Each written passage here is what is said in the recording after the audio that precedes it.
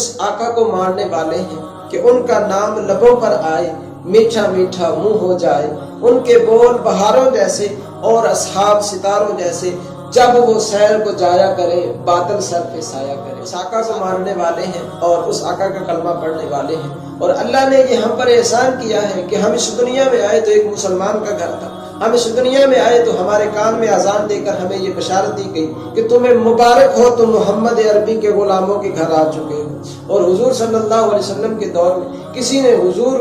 ہاتھوں سے چشمے جاری ہوتے دیکھ کر کلمہ پڑھا، اور کسی نے چاند کے 2 ٹکڑے ہوتے دیکھ کر کلمہ پڑھا، اور کسی نے حضور صلی اللہ علیہ وسلم کو کھجوریں اگاتے دیکھ کر کلمہ پڑھا، اور کسی نے حضور کے چہرے والضحیٰ کو دیکھ کر کلمہ پڑھا ہے، اور کسی نے واللیل زلفیٰ دیکھ کر کلمہ پڑھا ہے۔ لیکن حضور صلی اللہ علیہ وسلم کا دور تھا، ایک شخص حضور کی بارگاہ میں آیا اور کلمہ پڑھ کر مسلمان ہو گیا، اور جب محفل برخاست ہوئی، مجلس ختم ہوئی، تو کسی نے اس شخص سے پوچھا کہ ذرا بتا تو صحیح کہ تو نے اسلام میں ایسا کون سا کام دیکھا ہے کہ جس کی وجہ سے تو کلمہ پڑھ کے مسلمان ہو گیا؟ وہ شخص کہنے لگا کہ میں نے کوئی اتنی بڑی باتیں نہیں دیکھی، میں نے اسلام کے بارے میں بہت سنا تھا اور بہت چرچے اسلام کے سنے تھے، لیکن میں نے صرف ایک چیز اسلام میں دیکھی ہے کہ اس کے اندر ہر چھوٹے بڑے کا لحاظ کیا جاتا ہے، اور ہر امیر غریب کا امتیاز جو ہے وہ ختم ہو جاتا ہے۔ اور حضور صلی اللہ علیہ وسلم کی بارگاہ میں وہ کہتا ہے کہ محفل لگی ہوئی تھی، میں مدینہ کی گلی سے گزر رہا تھا کہ ایک شخص حضور کی بارگاہ میں کھڑا یہ کہہ رہا تھا کہ یا رسول اللہ صلی اللہ علیہ وسلم، میرا بیٹا جو ہے وہ 3 دن سے گھر سے لاپتہ ہے، اور میں اس کو تلاش کیا جنگلوں میں اور اس کو جگہ جگہ پہ تلاش کر کے تھک چکا ہوں۔ میرے آقا نے فرمایا کہ بیٹھ جاؤ، تمہیں تمہارا بیٹا مل جائے گا۔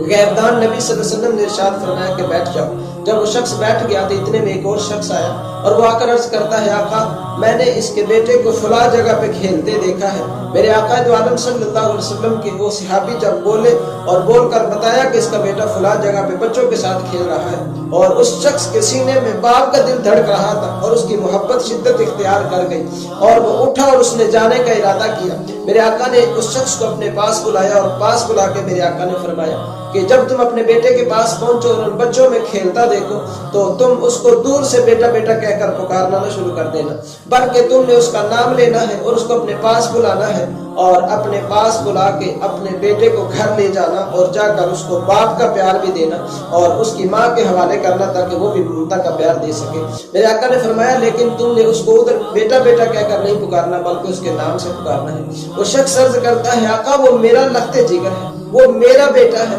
لیکن آقا میں اس کو بیٹا کیوں نہیں کہہ سکتا؟ آقا 3 دن سے میں نے اپنے بیٹے کی شکل نہیں دیکھی، 3 دن سے میں نے اس کلیجے کے ساتھ اپنے بیٹے کو نہیں لگایا، لیکن آقا جب آج دیکھوں گا تو میری محبت یہ برداشت نہیں کرے گی کہ میں اپنے بیٹے کو سینے سے نہ لگاؤں۔ میرے آقا نے فرمایا کہ تیری بات ٹھیک ہے، تیری بات بجا ہے، میں تجھے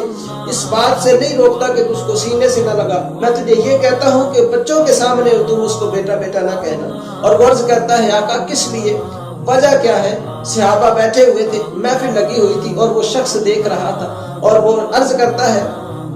آقا کس لیے میں اپنے بیٹے کو سینے سے نہیں لگا سکتا؟ میرے آقا نے فرمایا کہ جب تو اپنے بیٹے کو دور سے بیٹا بیٹا کہے گا اور ان بچوں میں یتیم بچے بھی کھیل رہے ہوں گے، جب تیری آواز ان یتیم بچے کے کانوں میں پڑے گی تو ان کے سینے میں جو دل دھڑکتا ہے وہ دل ٹوٹ جائے گا، دل جو ہے وہ شکستہ ہو جائے گا، اور ان کو خیال اور تصور یہ آئے گا کہ کاش آج ہمارا باپ زندہ ہوتا تو ہمیں بھی آج بیٹا بیٹا کہہ کر پکارتا۔ میرے آقا نے فرمایا کہ ان کا سینہ پھٹ جائے گا، ان کے سینے میں جو درد ہے وہ شدت اختیار کر جائے گا، اور اس لیے تم ان کے دل کا خیال کرتے ہوئے اور ان کی عزت نفس کا خیال کرتے ہوئے تم اپنے بیٹے کو نام سے پکارنا اور اٹھا کے گھر لے جانا اور اس کو پیار بھی دینا اور اس کی ماں کے حوالے کرنا، وہ بھی اس کو پیار دے۔ وہ شخص کہنے لگا کہ میرے دل نے اس بات کی گواہی دی کہ تو اس سچے نبی اور سچے اسلام کو کیوں نہیں مان لیتا کہ جس کے اندر ہر انسان کی عزت نفس کا خیال کیا جاتا ہے۔